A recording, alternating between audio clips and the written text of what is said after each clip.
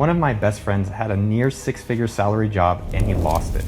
And today he's driving for Uber Eats making about $15 an hour. I was thinking about this while I'm in this crazy $23,000 a month Malibu house. What would I do if I lost everything? I wanted to put together a plan for him and for you, actionable stuff that you can do immediately to start getting results for yourself. I love you, I wanna see you succeed. Step one, take inventory of all the ATMs in your life. These are your assets. So the first one is your relationship assets. Number one, look for people that have businesses or have money and figure out what can I do to help those people.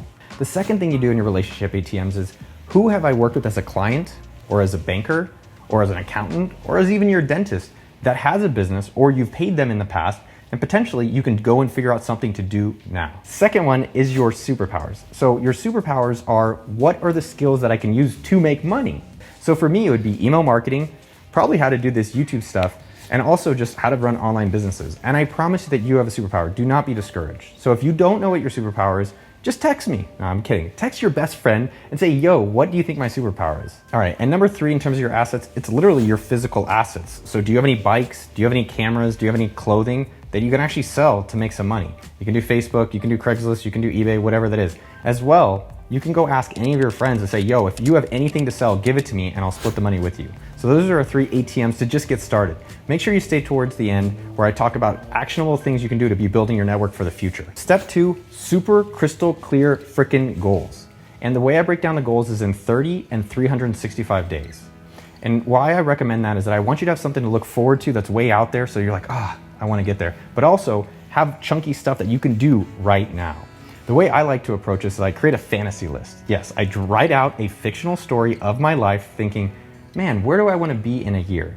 And once you've done that, that's your 365 plan. Print that thing out, put it on your mirror, put it on your phone, tell everybody. That's step one.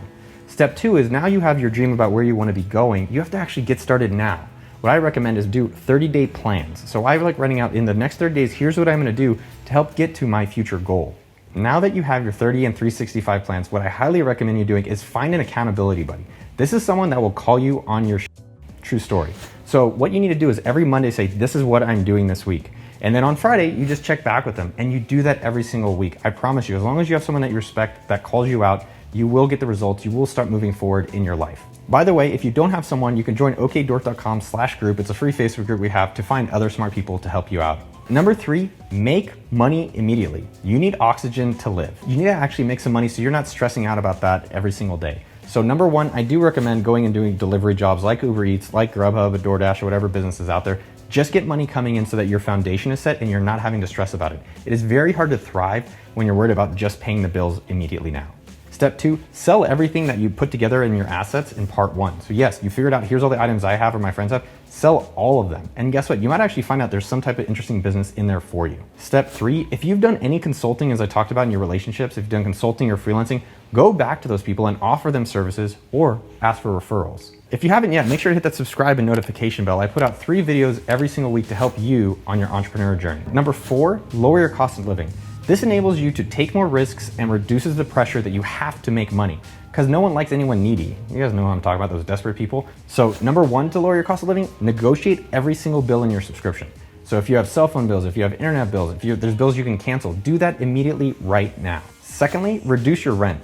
For the 3 years after I graduated college, I lived in my mom's house and my aunt's basement. Thanks, Aunt Rhonda. And I know you're like, well, I'm too good for that. What I have found is that if I'm not having to worry about how much money I make or I can reduce how much I have to make, it gives me the freedom and the creativity to actually work on things I really want to and then end up making a lot more money. So reduce these costs and suck up your pride, which is the hard part of this experience. And number 3, refinance your loans if you have any. I did this for my house recently, especially while rates are low. By the way, one of the things I want you to take a quick mental break as we're talking about things you would do if you lost everything and what I would do right now is think about this as a story. If you were reading the novel of your life sometime in the future, think about how you want to look back on yourself. You're going to say, wow, man, I didn't have a job, I didn't have money, but I started taking some of the steps that are in this video and I started helping myself and look where the guy or girl ended up being. And that's kind of for you to decide who you want to be in the story and where you want to be ending up. Number 5, don't apply for regular jobs regularly. See what I did there? Number 1, look in your network to see if anyone knows anyone at any of the companies you're applying for. Having a referral is always a better way of getting a job than just sending in your resume cold. Number 2, do an insane amount of prep work for every job you're applying for. I have one of my best friends, John Ross, applied for a job at a very, very cool company. I saw him spend between 60 and 80 hours just preparing for the interviews. And guess what? He ended up getting the job. So you have to ask yourself, if you're competing with thousands of other people for these jobs, how are you actually gonna stand out? Number 3, apply for these jobs differently. Everyone just sends in their resume like all the other schmoes, but trust me, that's not you, I know you. So number 1, if you're applying for a sales job at any single company, when you're applying, bring that company a customer. If you're applying for a marketing position, bring them the marketing plan. If you're applying for customer support, go and do an analysis of the customer support and bring them a review saying, here's a report showing all the things that you guys can improve in your customer support. To be in the 1%, you just have to do 1% more than everyone else is doing for you to get there. By the way, you sexy people, if you like this video, hit that thumbs up button. Come on now. So number 6, you gotta do things to build confidence within your control. A lot of times when you've lost all your money and you don't have jobs and you're feeling discouraged, you feel like a lot of the other people are kind of affecting how your emotions are feeling. So we need to be building up your confidence and your success within things that you can do. So number 1, the Maker morning routine. If you haven't seen that video, it's in the description or it'll be somewhere on the sidebar. But the Maker morning routine is a bunch of activities that I have found to make my day great. So the key activities I recommend for you is do at least 1. I do 30 push-ups every morning when I wake up. Secondly, I journal, and especially during a tough time, journaling will help you process your feelings and get organized. 3, I try to learn and improve myself. So I read a book, I watch YouTube, maybe a video like this, or anything that I can do to improve myself. Maybe it's the camera work. 4, make your bed. Yes, you can control making your bed. And guess what? It gives you a bit of a W right early in the morning. Number 5, have conversations with a great friend or someone that you find interesting. When you start getting that brain going, you find support and you find a network around you. If your friends are all unemployed, you're probably gonna stay unemployed. Go find people who are working and busy. They'll actually inspire you to be at that level too. And lastly, find community of other people that are working hard and being successful. Maybe it's in the okdork.com/group. Maybe it's on our YouTube channel, maybe it's in a Slack group, maybe it's in your church or synagogue, wherever it is, put yourself in a place where you're around successful people because that is within your control. So number 7, free work. This is how I've hired some of my most favorite people ever, and these people are making over 6 figures a year in salary. Mitchell, who helps run this channel, Jeremy, who does a lot of our social media, and even Michael, who does the video editing for these shows, all came in from free work. And no, I'm not saying go do free work and never get paid, because the whole point of this video is for you to get paid. My suggestion is that if you approach someone with free work and they get excited about the free things you are doing, they'll end up paying you for it. So here's exactly how I'd recommend approaching any of the kind of people you're wanting to work with.